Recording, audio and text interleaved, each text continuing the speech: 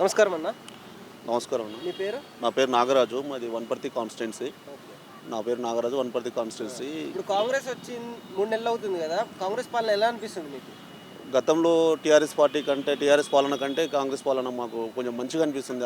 అతను టీఆర్ఎస్ పాలనలో ఏం పట్టించుకోపోయేది, సరిగా ఉండకపోయేది అన్ని, కానీ అలా దొరల అహంకారం ఉండే.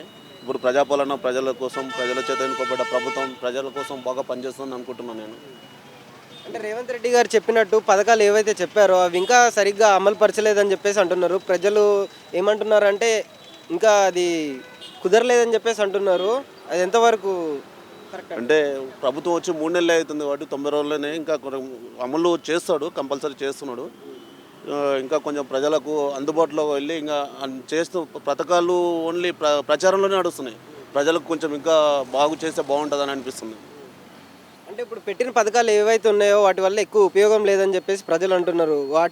అవి కాకుండా వేరే ఏదైనా చేస్తే బాగుండు అని చెప్పేసి అంటున్నారు. అది ఎంతవరకు వాస్తవం అంటారు? అది అంటే పథకాలు వాస్తవానికి బాగానే ఉన్నాయి కానీ ప్రజలకు కరెక్ట్ అందట్లే.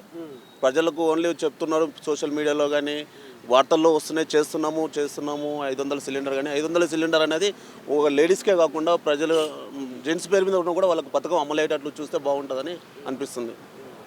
అయితే ఇంకా ముందు ఇంకా ఎటువంటి పనులు చేస్తే బాగుండు అనుకుంటున్నారు సాధారణ ప్రజలకి? ఈ 6 గ్యారెంటీలు వాస్తవానికి సరిగా అమలైన అనుకో తర్వాత ఏమన్నా ఉంటే బాగుంటుంది. కానీ ప్రస్తుతానికైతే బాగానే ఉంది కాంగ్రెస్ పాలన. అంటే చాలా వాటికి ఏమంటున్నారు అంటే ప్రజల సమస్యలు ఏవైతే ఉన్నాయో పట్టించుకోవట్లేదని చెప్పేసి అంటున్నారు. అది ఎంతవరకు వాస్తవం అంటారు? అది వాస్తవం అంటే అన్న ప్రతి ఒక్కరికి చేయాలంటే అది కాదు. ప్రస్తుతానికైతే ప్రభుత్వం బాగానే పనిచేస్తుంది. ఈ 6 నెలల్లో పుట్టిన మనిషి అప్పుడే లేచి ఉరకాలంటే ఉరకలేడు. వచ్చిన 90 రోజుల్లో ప్రభుత్వం ద్వారా కేసీఆర్ పాలన మొత్తం ధ్వంసం అయిపోయింది తెలంగాణ. కేంద్రం కుండలు పెట్టి భవన్లు ఎత్తుకుపోయినట్లు అయిపోయింది పరిస్థితి. ఇప్పుడే రేవంత్ ప్రభుత్వం కొంచెం చక్కదిద్దుతుంది.